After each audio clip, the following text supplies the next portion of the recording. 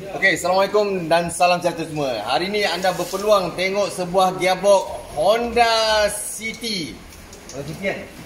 Honda City GM6. Isu yang biasa berlaku, rantai putus. Jadi sekarang ni proses untuk buka gearbox dia, kita tengok keadaan rantai dia putus ke tidak. Jadi anda berpeluang hari ini tengok sebuah gearbox CVT yang selalu bermasalah. Punca sebab apa? Salah satu sebabnya penjagaan dan habit ataupun cara pemanduan kita yang terlalu agresif. CVT jangan agresif, bawa relax je, tak macam gearbox biasa. Kena bawa dalam keadaan lembut. Naknya pada permulaan pergerakan kereta kita ni, janganlah kita henjut je. Lama-lama akan jadi rantai putus, steel belt dalam putus. Jom kita tengok. Sekarang ni kita dah buka muka depan dulu. Kita buka permukaan hadapan dulu. Kita buka gearbox dia. Kita tengok apa yang orang kata tu belting putus. Steel belt putus. Kereta ni tengah berjalan dekat highway, tiba-tiba kereta breakdown. Mileage baru 180,000 km. Baru je 180,000 km. Tapi tiba-tiba customer bawa ataupun pemandu tu bawa, owner bawa, kata kereta dia tiba-tiba tak boleh jalan. Towing ke bengkel kami, bila kami buka bahagian minyak dia, kami tengok ada serpihan habuk besi ataupun ada serpihan belting. Kami decide memang belting putus. Jadi kat sini anda berpeluang untuk tengok dalaman gearbox tu sendiri. Dalaman isi perut gearbox ni, CVT. Putus tak? Macam mana keadaan rantai tu putus? Tunggu. Dia buka, tunjukkan kepada anda semua. Inilah peluang anda untuk melihat macam mana bentuk rantai steel belt. Sebelum ni orang cakap steel belt, CVT. Jadi kita tak tahu kat mana isi perut dia, macam mana dalam dia. Inilah peluang anda untuk melihat sebuah gearbox CVT. Jadi tunggu kejap, nanti kita buka, tengokkan penanda, kita tunjuk pada anda rantai yang mana kata-kata terlalu problem pada model-model CVT ni. Jagalah CVT. CVT memang satu teknologi yang bagus untuk sekarang ni. Memang teknologi bagus untuk menyibakkan minyak, mengurangkan beban. Tapi pemanduan kita ni lah kena ambil tahu, dan servis penjagaan. Kira orang kata time nak servis bila, adakah filter perlu diganti ke tidak, macam mana macam cara nak bawa CVT ni. Janganlah main henjut je. Kalau henjut, kenapa? Duit anda sendiri akan dikeluarkan untuk membaiki atau menukarkan gearbox ini. Jadi jom kita lihat, pelan-pelan kita kayuh. Sekejap Okey, pause dulu. Okey, kita dah buka dulu muka hadapan dulu, bahagian depan dulu, orang panggil front clutch housing. Bahagian depan ni kita buka dulu. Kat sini kita boleh tahu kat bahagian dia punya clutch plate. Sebab CVT pun menggunakan clutch plate juga, ataupun orang panggil dia friction plate. Zoom sikit. Tengok, sambil tu kita tunggukan kita punya abang kita buka yang motor belakang. Tengok ni. Ini friction plate dia. Kalau ikutkan, tengok. Friction plate tak ada masalah apa pun. Cantik je. Kan? Nampak zoom. Okey. Ini bahagian reverse.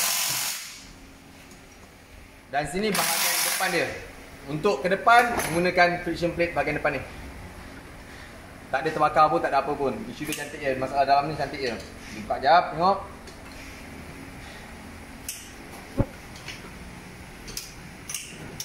Jadi kepada anda pengguna model-model CVT, lepas ni anda boleh ambil tahu sikit lah, ataupun inilah perkongsian daripada kami kepada anda yang pengguna-pengguna CVT ni. Jadi lepas ni jagalah kenderaan anda, janganlah bawa lasak sangat.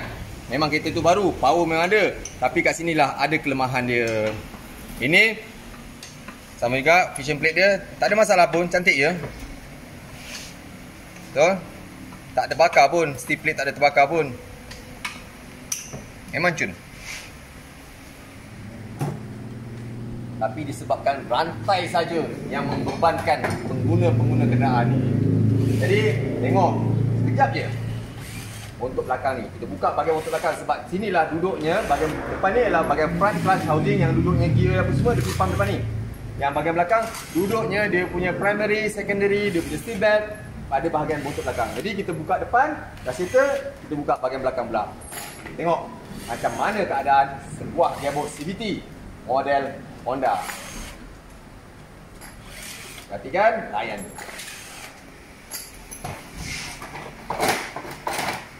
Banyak perkongsian yang kami bagi kepada anda semua, terutama untuk pengguna-pengguna kenderaan di Malaysia ni yang menggunakan gearbox auto, sebab 90%, 80% pengguna-pengguna di atas jalan raya kebanyakan dah menggunakan model-model auto, dah menggunakan model-model CVT.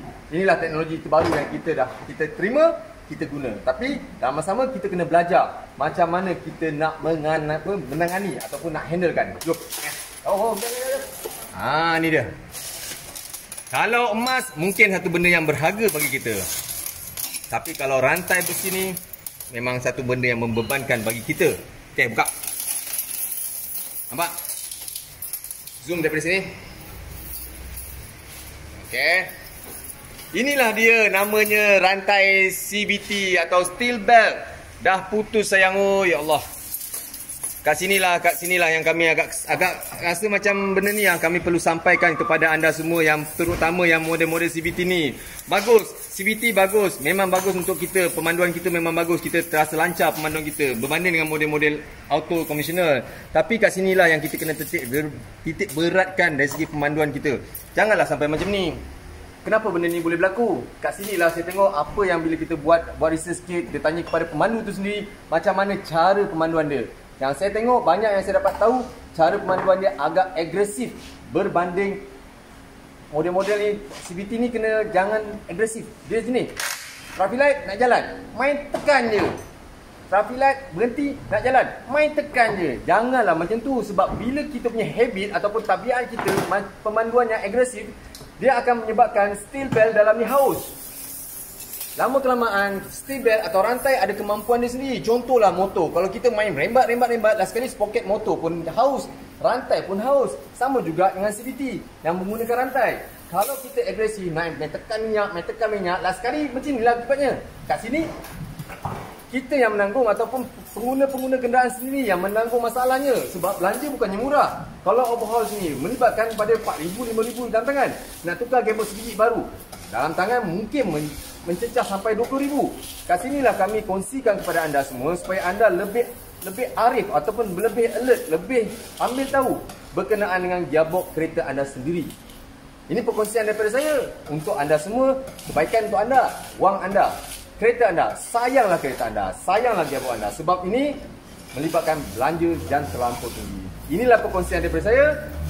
Share dan boleh komen sekiranya ada info-info yang anda nak berkongsi dengan kami semua.